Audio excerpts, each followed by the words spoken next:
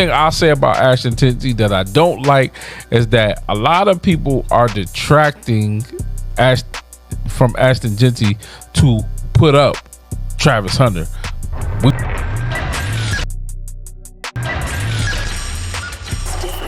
No more sports. Let's break down these Heisman candidates. You know, it's been a fun year to watch some really cool players, and I just gotta say, like, all these guys are well deserving of being on the list and just being invited as finalists. Each of them have made college football fun to watch.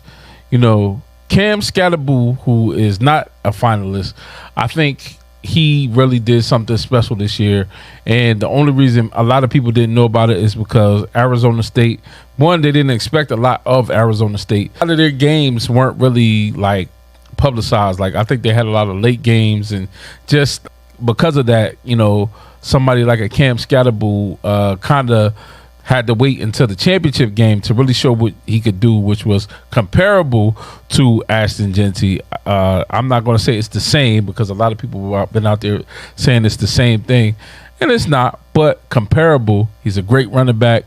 He's going to have a great NFL career, and it's just good to see him like succeed, because, you know, he last year he was doing his thing too, and I would say that if the Pac-12 still existed and they had some primetime games and things of that nature, I think a lot more people would be talking about Cam Scatterboo. So shout out to him. Now let's talk about finalists, man. Let's talk about the finalists. Dillon Gabriel. Now it's going to be interesting with Dillon Gabriel because he has filled in the shoes of Bo Nix very well, got them further than what Bo Nix got them, from a perspective of operating and making sure the number one team in the nation pretty much stayed number one all season. He did what he needed to do. You know, I think of any other year, he might be the number one Heisman candidate, and you know, they've kept him up there most of the year as Oregon has continued to roll. I'll be honest with you, I don't see it, you know what I mean, in a sense of like him being the Heisman winner, you know what I mean? He means more to Oregon. Like, if he's an Oregon MVP, if he's the MVP of the Big Ten, I guess, you know, keeping that banner high, you know, being better than the SEC right now because they were number one, all that good stuff. It's going to, it means something.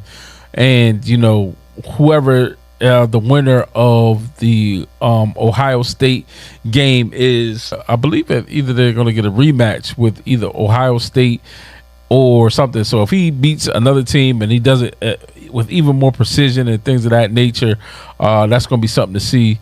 Obviously, you know, taking on the likes of Penn State and showing out against them really just kept them up there, things of that nature.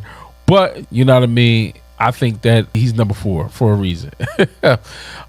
Cam Ward, the Cam. I will say the thing that hurt Cam in my mind when I'm thinking about the way the Georgia Tech game was lost, and I think the ball being in his hands, and really I think it was a strip sack fumble, which kind of like just took the air out of Cam Ward's candidacy. But, you know, and then to come back and then have that loss against Syracuse, shout out to Fran Brown. And I'll be honest with you, they were up 21-0. I turned the game off. I saw Cam do a couple of his things, just be back there in the pocket, relax, doing what he needed to do. And I thought the game was over. And then to find out that they lost, because, again, I changed the channel, shocked me, to be honest with you. It's any given Saturday, just like any given Sunday. But more than anything, I think those two games put a damper on him being the clear-cut Heisman winner, because I do think he did have a better season than Shedeur. He, you know, threw the ball over the yard. He was well protected. I know they had a video him the other day on Well Off Media where him and Shedeur were going back, and he called them the Trench Babies. The Trench Babies had him pretty clean most of the year, you know what I mean? And like I said, Cam, I mean, he definitely raised his draft stock.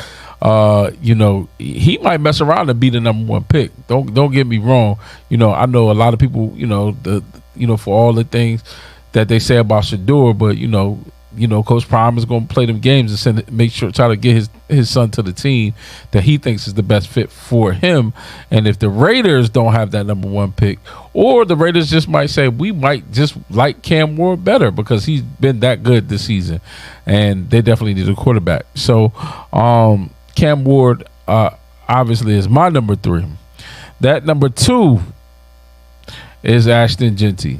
Now, the one thing I'll say about Ashton Jeanty that I don't like is that a lot of people are detracting from Ashton Jeanty to put up Travis Hunter. We're going to get to Travis in a second and why he is who he is. But please stop that. Please stop the narrative of trying to detract from Ashton Jeanty just to put up your bias for Travis Hunter.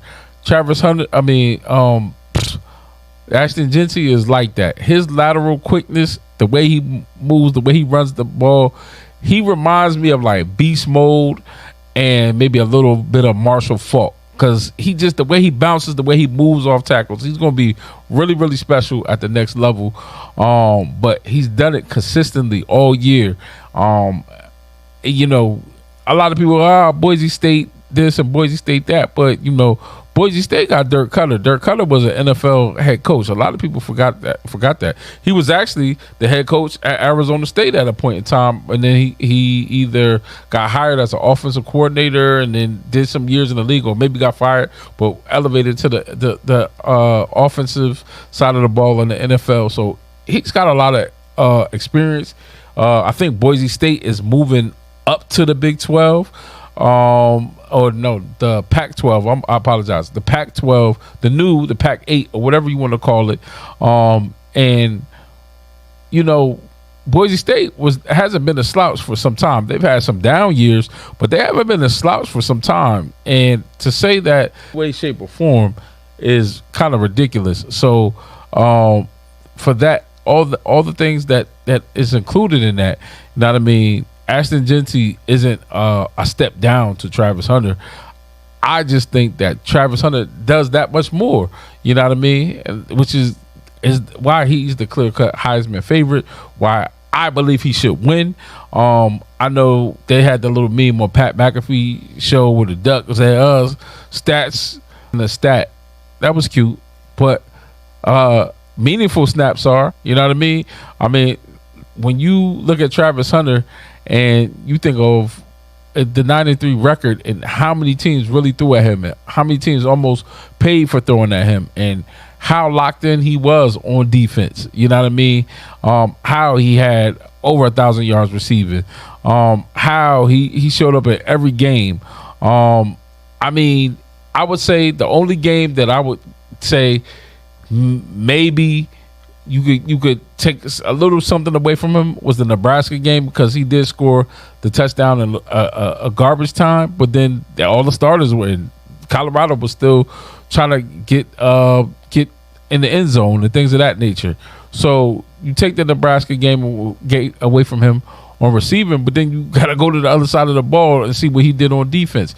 And see, that's the thing. Like, and he could have done so much more. You know what I mean? He could have been a punt returner. He could have been a kick returner. He probably could have threw a couple more touchdowns if Colorado wasn't in as many shootouts as they were all season. So I just look at it. I look at him. I mean, I think about, when you think about a Heisman moment, like when he went on defense, when he caused that fumble at the goal line that sealed the game against UCF. When you think about Heisman moments where he snatched the ball away from North Dakota State corner when he was in perfect position. The corner was in perfect position. I don't care what level he was. That corner played that ball perfectly. Travis has had too many Heisman moments during the game. I mean, when you think about how at Texas Tech, like they really tried to take him, and he found ways to get busy on the screenplays. He played through injury. He's done it all. Like, you know what I mean? So the meaningful snaps are there. So meaningful snaps do matter, Oregon. And when you look at the way he's encapsulated this season, I mean, he's been unstoppable, and you put him on any other team in the country, and he will produce the same results.